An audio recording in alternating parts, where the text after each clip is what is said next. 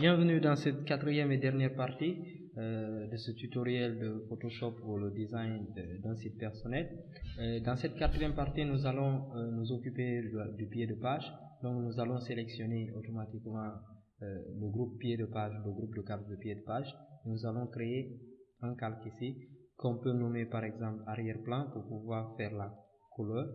Donc je vais mettre BG en background color et la couleur que je veux appliquer c'est du bleu. Maintenant parfois je n'ai plus besoin de retourner sur ma palette puisque la couleur que je cherche elle est déjà dans mon design. Donc je peux juste rester dans mon tableau. Excusez, ce qui est valable pour un logiciel mais ce n'est pas valable pour un vrai peintre et son tableau. Mais nous, puisque nous sommes dans un logiciel, nous pouvons piquer la couleur automatiquement à partir du tableau et puis pour pouvoir déverser dans l'arrière-plan. Ok. Une fois dans l'arrière-plan, je vais d'abord sélectionner le pied de page. Voilà. Je veux que ça s'arrête là. Ou plutôt, voilà. Je vais déverser cette couleur à l'intérieur. Et une fois que j'ai ceci, j'ai besoin du texte copyright 2015 et j'ai besoin des deux images sur la droite ici, les images des réseaux sociaux. Pour désactiver la sélection, je vais venir dans outils sélection, désactiver ou CTRL D pour un raccourci. Une fois que ceci est fait, je vais créer l'outil de copyright que je vais placer ici. Je vais mettre copyright 2015 et vous ne voyez pas parce que la couleur c'est du bleu, la couleur du texte c'est du bleu. Donc si je viens changer la couleur, je vois automatiquement et ce sera en gras et je vais augmenter jusqu'à 24. Voilà, et je suis satisfait, ou plutôt je vais resélectionner le texte, augmenter jusqu'à 30. Je suis satisfait, je valide et puis j'essaie de le placer un peu plus à gauche. Et si vous comprenez, actuellement dans tous les textes ici, j'utilise du Segway. Je me souviens plus au moment où je faisais ce premier design quelle font j'ai utilisé, quelle police j'ai utilisé. Mais ici, je suis en train d'utiliser du Segway. Cette fonte-là, je trouve qu'elle est beaucoup plus super.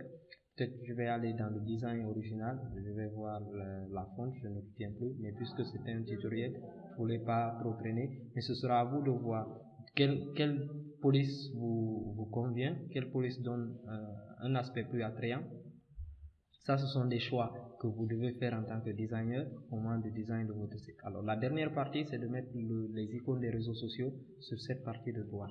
Alors, ce que nous allons faire, je l'ai déjà ces images ici. Alors, vous pouvez directement les ouvrir dans le dossier comme ça, les prendre sur le côté et puis les placer dans le document. Une fois qu'elles sont là, vous pouvez automatiquement, ça crée un nouveau calque à ce niveau, calque F.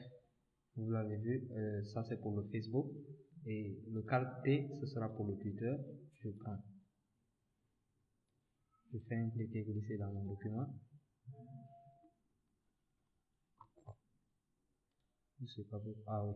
Je dois d'abord essayer de valider cette image, donc je vais diminuer la taille avant de valider. Et quand vous finissez de valider, si vous avez besoin de changer la taille, vous sélectionnez le calque en question et puis vous appuyez CTRL T, c'est pour pouvoir, c'est la transformation, c'est l'outil de transformation et vous avez automatiquement, vous pouvez encore transformer l'image et diminuer la taille, augmenter la taille, ainsi de suite. Vous pouvez carrément spécifier ici, moi je vais spécifier par rapport à la largeur et la hauteur. La largeur, je vais mettre 64. Ou plutôt je vais laisser comme ça, mais je vois que l'image est un peu torsionnée. Voilà, je veux un carré parfait. Et deuxièmement, une fois que je valide, je peux envoyer la seconde image ici et encore faire la même chose. Voilà, et je valide. Je pense que celle-là elle est un peu plus petite.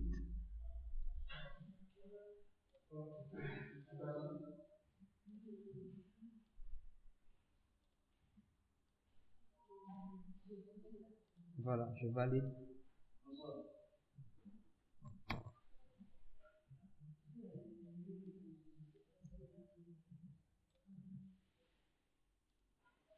J'ai du mal à trouver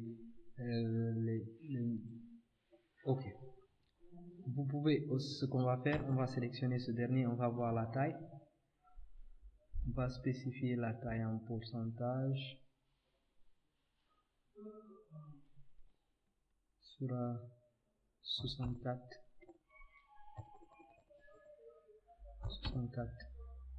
pixels. Et je vais définir ce dernier aussi avec 64 pixels.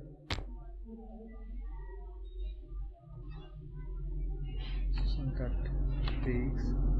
Voilà. Une fois que j'ai 64 pixels, je peux revenir maintenant sur le T, spécifier aussi 64 pixels. Ça fera 64, je valide. Je rentre de ce côté, je mets 64, je valide. Donc j'ai la même taille. Il me suffit de sélectionner, de bouger pour pouvoir les associer un peu. De sélectionner les deux pour les mettre un peu plus à gauche. Et là, je vais les appliquer un effet. Vous avez vu que là, actuellement, ils ont une couleur un peu blanchâtre. Alors, pour faire ça, je vais prendre la première. Voilà, incrustation de couleur. Voilà.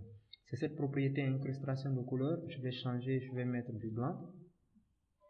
Et une fois que je mets du blanc, je diminue l'opacité. Je vais changer l'opacité. Voilà. J'ai changé l'incrustation de couleur que j'ai mis du blanc. En fait, je pouvais laisser l'opacité ici. Et je reviens dans la branche principale et je change l'opacité. Voilà. Une fois que j'ai ce style là, je peux faire un clic droit là-dessus, venir sur copier style, copier le style du calque. Et une fois que je copie le style du calque, je reviens sélectionner l'autre calque ici. Je fais coller le style du calque pour dupliquer le style. Et ils ont tous le même style. Donc voilà, bref, ce qu'on pouvait dire du design de Photoshop. Une fois que ceci est complété, vous allez enregistrer vos documents. Une fois que c'est enregistré, et le design final que vous allez présenter au client, vous allez faire un fichier exporté, enregistré pour le web et les périphériques. C'est de cette manière-là vous allez transformer en fichier image très joli.